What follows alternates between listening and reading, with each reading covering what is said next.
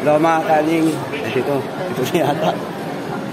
Yan, bibili kami ngayon ng drone dito sa SM Marikina.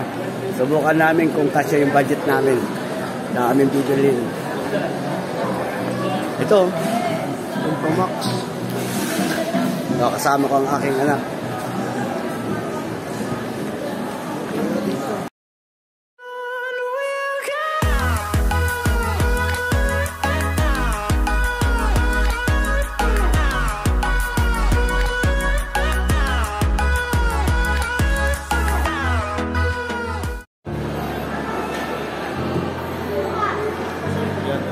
Dito?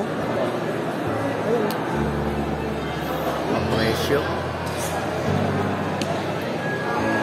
Ano ba yung inala mo? Ay, Mini Pro. Mini Pro. Ano pinaka-latest nila? Baka yun po.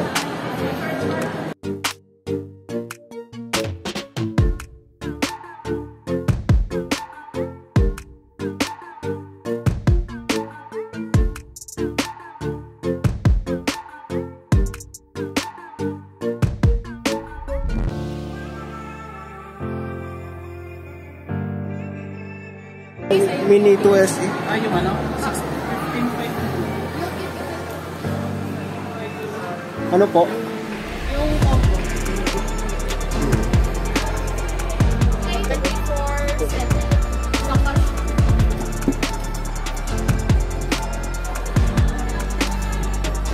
Tapos yan, free na yung memory card, sir. Kung gusto mo upgrade, sir, pwede naman. I-release lang natin to. Last one of the pwede ka mag-256. Ilan po ba ito? Marami kang videos. 64 lang. Hindi, meron ako yung extra. Meron. Basta mo na ano, sir, extreme. Kailangan extreme? Opo. Kung yung mga regular lang. Pag ultra, May tendency mag-corrupt yung files. kung i-upgrade naman sa 128, Sa 256, sir, or 5 less natin yung 1 to 3. Add ka na lang, sir, ng 3 to 56 GB na. magano na lang. May sobra pa naman. delivery. Oo. Kasi mababa lang ito, 64 lang ito. Ultra lang. Tapos ultra pa. Ay ano? Extreme. Extreme. Yan yung mga advisable, sir. Pang GoPro, pang DJI. Sige, add ka na. Ba't yung GoPro ko nakakalimutan sa bahay? Sa cellphone Ultra lang yun eh. Ha? Ultra. Pang cellphone lang yung ultra, sir. Yan, paano natin ito? Download ka na, sir, application sa cellphone. Kailangan nyo para ma-activate na. DJI Fly. DJI Mini 2 SE po, no? Flying more ito. So, tatlo na yung battery na dito, sir. May bag na kayo hub. Remote, extra propeller, and siya po yung dito. So, okay po na po.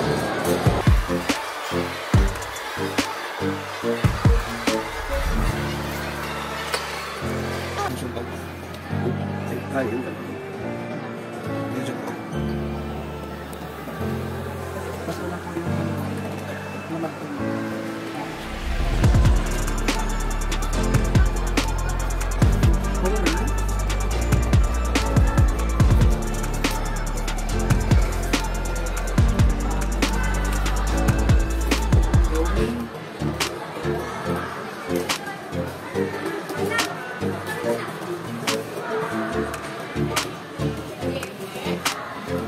Yung charging hub tsaka yung dalawang speaker battery.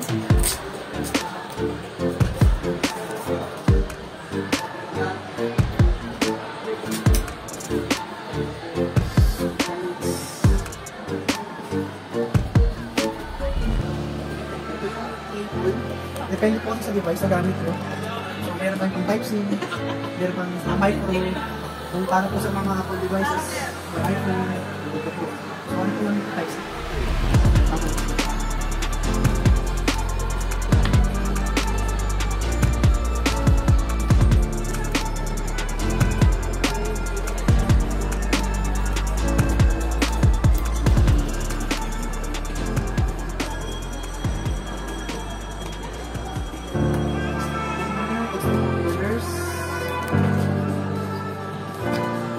Propellers, tapos sa charging cable niya. Yung isa malabas ko yung remote ng drone or yung charging cable. Check po po yung ganito lang.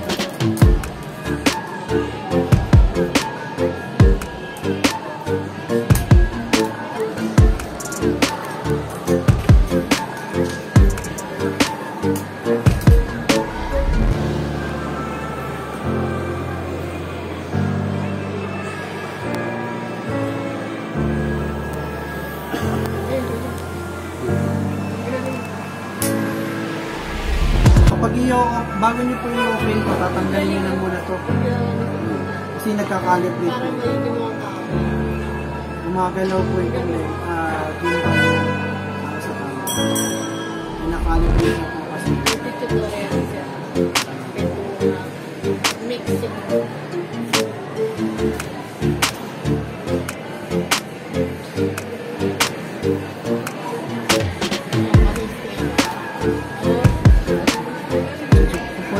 Dito po yung battery niya. Kasi memory card slot at charge port. Tapos charge ko po kung mag-work po yung battery. Magre-respond siya, mabuhayin ko na yun. So yan siya. Pag nag-steady na po yung ilaw niyan, full charge na po.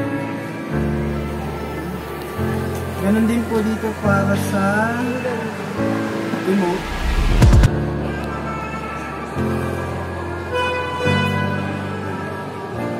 Nag-steady na rin siya full charge. So, testingin din natin kung charging hub.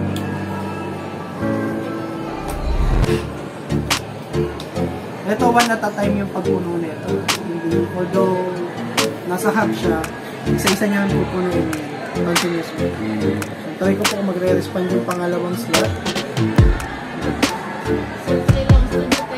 Magre-respond po. So, isang pangatlong slot, nilaw din siya sa respond. Mga ilang oras yung ano? For battery, sir, estimate nasa 4 hours. To charge. Pwede mo rin ito gawing power bank, sir. In case na malabang puno, basta may laman itong dalawa o tatlo. USB.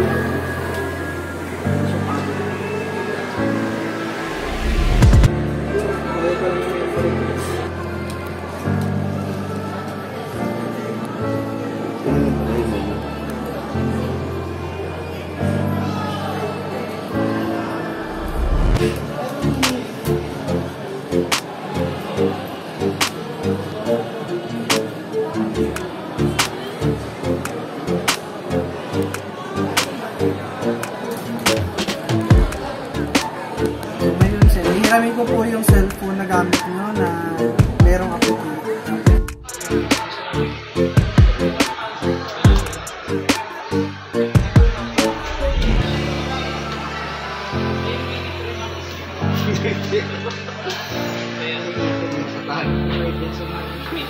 Ano hindi kasi naiintindihan. Yeah. Ang lipid mo, Kulang.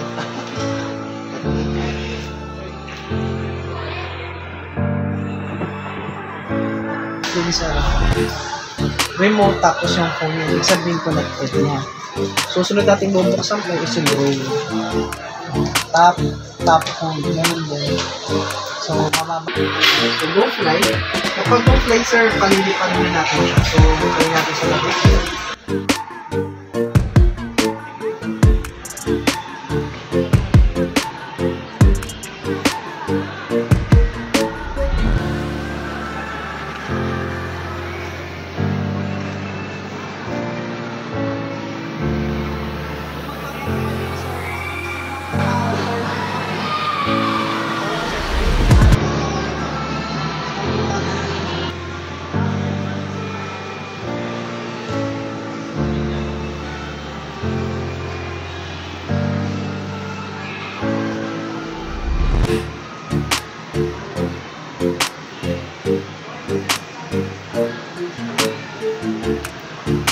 Gano'n, memory capacity nandito.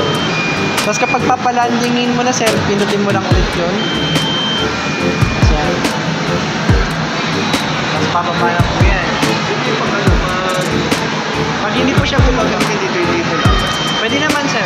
Yan, for example, sir. Ayaw niya bumaba, no? Kasi wala siyang GPS. So, paano man yun ito?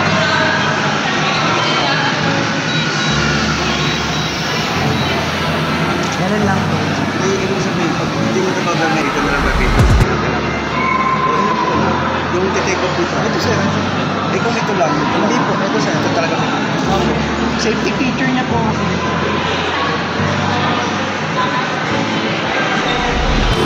Ito siyang map.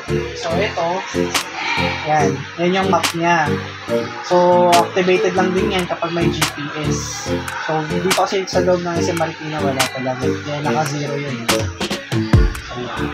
Tapos, kung gusto niyo po tingnan naman yung gallery nyo, ito nyo yan.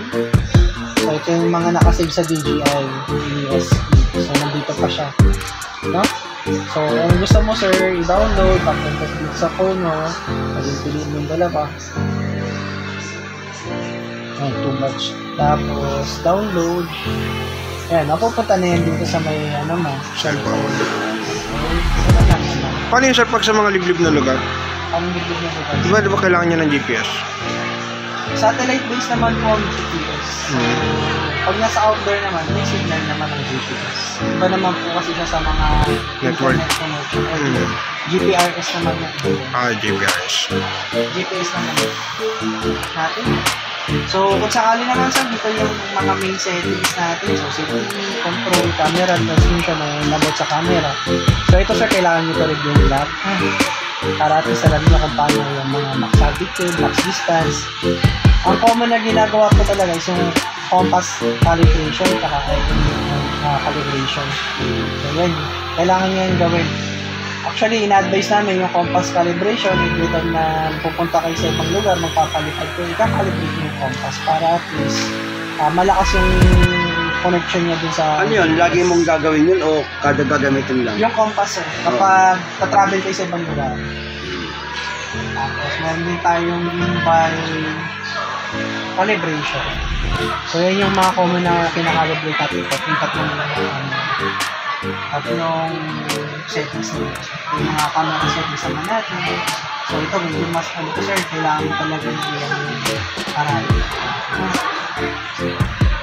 Ito, safety camera transmission. Ito naman yung ano niya, yung activity log niya.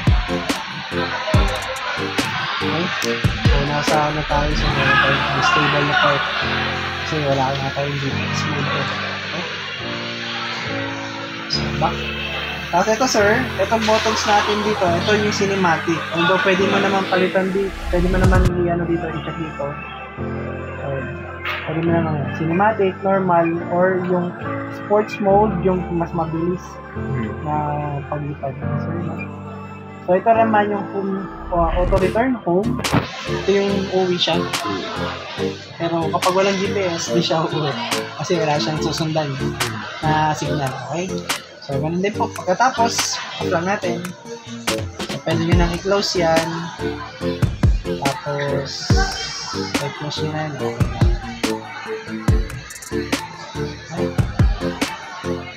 Kahit i-close nyo na yun, sir. Tapos, ito naman, power. Ganun lang, sir. Parang dalawang pindot siya. Apo, dalawang pindot. Yung pangalawang pindot, i-hold nyo na, nakadito. Ngayon ito, sir. Tap. Okay.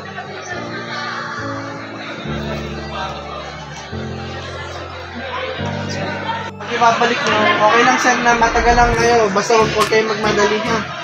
Kasi ito yung pinakamahal na part dyan. Yung sa connection ng camera, yung gimbal. Basta yung camera nyo sir, pantay. Hindi nakapagulong. Tandaan niyo lang sir. Basta pantay yung pagkakalakad sa dito. Ganyan. Kasi yung iba sir, pag binabalik nila, kahit ang pagilid yung camera. Kasi hindi nakasakto din sa lock system. Tapos pag isasara nyo na sir, unahin nyo yung ilalim. Pero pag bubuksan sir, ito ang una. Tapos after use, sabihin naman niya, parang propeller sir, hindi siya kakalat-kalat or galaw ng galaw habang nasa storage. Kasi baka mamaya sumabit-sabit sa putol.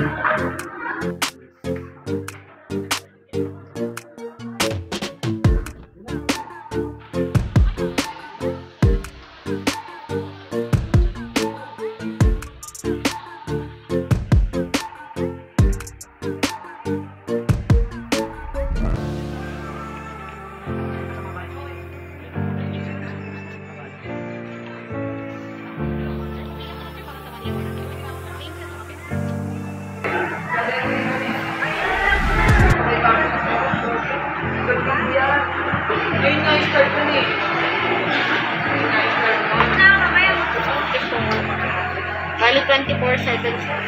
Manager, ayan. Bukot na.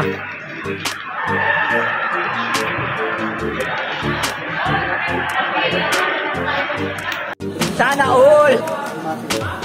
Ayan, kahit pwedeng tanggal na yung battery din sa amin. Kasi ito ano.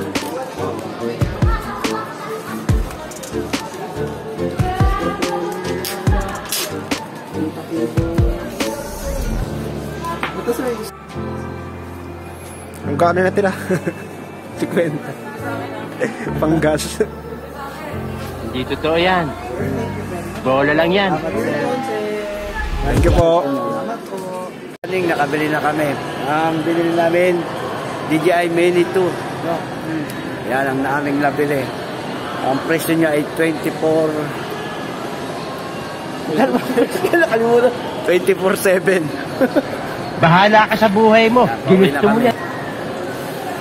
Sa bahay na namin, ano namin to, testing. Subukan natin. Sa bahay na lang. Mamaya, umano pa yun. Lobat daw battery.